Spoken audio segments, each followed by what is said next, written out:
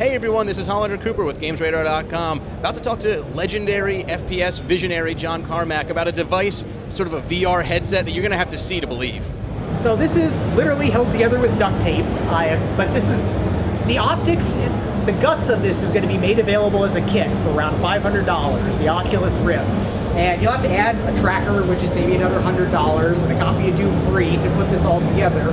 But it's still cheaper than the consumer Sony device on here. It's not broadly usable, there's no software support for other devices, but for a certain segment of the population, the hacker-maker crowd, this is going to be awesomely cool to work with, because there is, honest-to-God, cutting-edge research to be done on the ergonomics, the focusing adjustment, software integration with other titles. And these are things that people can do in their workshop that can make a difference in the next 12 months. And yes, somebody big is going to turn this into a real product in the coming years. I'm not sure exactly when, but there are still things that we as a community need to learn and understand and figure out how we want to do. You know, the language of what you do in a game differently for a head-mounted display, rather than just making tech demos, but making experiences that people actually care about. And we can learn all this in the next year, and it's going to be a lot of fun. Do you think that we get to the point within the next few years that it could go wireless, so you would be able to kind of like look around without tripping over the board? You can either do it, you can do that today with wireless transmitters on here, still with the PC, but I think the future really is mobile technology. The whole where thing being you wind up, instead of picking up, you know, your iPad, it's all of this pressed into the goggles, where it's self-contained, battery charged on there, you just work it like that. I mean, if it was running off like a PSP, you could just put it on the back of your head pretty much.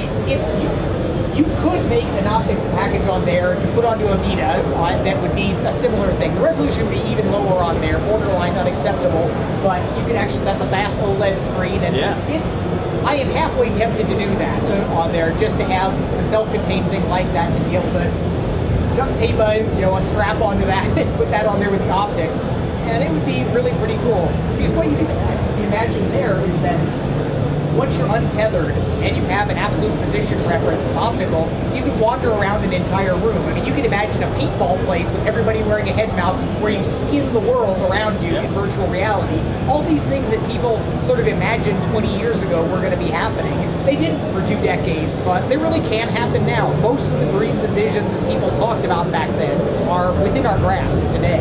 Now, I heard you mention earlier that you were once you kind of put it out there and make it so anybody can make software for it, you expect to see people making their own software to get older games working on it. How fast do you see people working to get like some of their favorite shooters of all time, or even some of their favorite adventure games, just anything first person working with this kind of tech? Well, so what people will have to do, if you've got an open source game, like any of the old id games, if you want to get, Quake or Doom or any of those things, you could actually integrate the source that I'll hopefully be able to release with those and do a native job like I'm doing here. If you have to work with closed source titles you can't hack on, really all you can do is pretend you're a mouse on there to get head tracking information. You can intercept D3D or OpenGL at the swap buffer's time. You can apply the warping and maybe turn side-by-side 3D into the format that's necessary for this. So they'll be able to get some games working. But what's exciting is that I think once people see this and get that type of demo on there and see this isn't the crappy version they might have tried years ago on there, you can really make this like you always imagined it was, that we'll be able to get some buy-in from developers to get more modern titles supporting it. Do you expect any major publishers to start looking at this kind of tech within the next few years?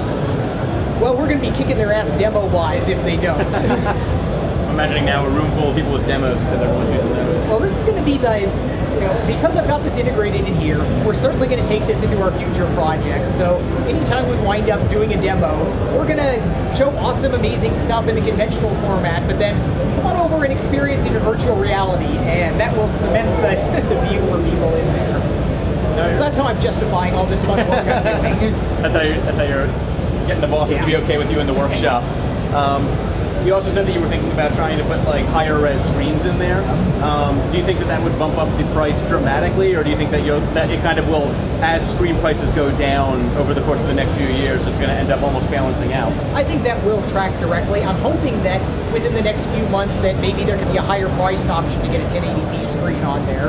And we know we've got vendors that have much higher res ones that are in prototype stages, so that'll just be happening whether we do anything about it or not. But making sure that they can get it available in embedded form, and hopefully I can push more vendors on 120 hertz updates. That's the thing that's a lot more speculative, but I want to be able to have my other display that I couldn't bring to this that is 120 hertz update. It's ridiculously expensive with those driver boards, but all I need to do is show Sony or show Toshiba or somebody on here, this is worth it. This is the difference between 60 and 120 hertz, so start doing 120 hertz. It doesn't really cost you anything. And when are people going to be able to actually start trying to get their hands on it? Hopefully, well, Palmer has a website up now. They offer Oculus Rift. I think it's oculusvr.com that has hopeful dates. He's probably a little optimistic on when they all might come together on this, but I hope we can have a bunch of these at QuakeCon, and maybe we can even have kits that people could buy. That might be pushing it a little bit time-wise, but it's coming pretty soon. He's got a few of them put together. It's really coming down to making 100 order batches for the LCDs and drivers and stuff, the stuff that adds up to a pretty reasonable amount of money. So he's trying to do a Kickstarter to kind of raise some of that.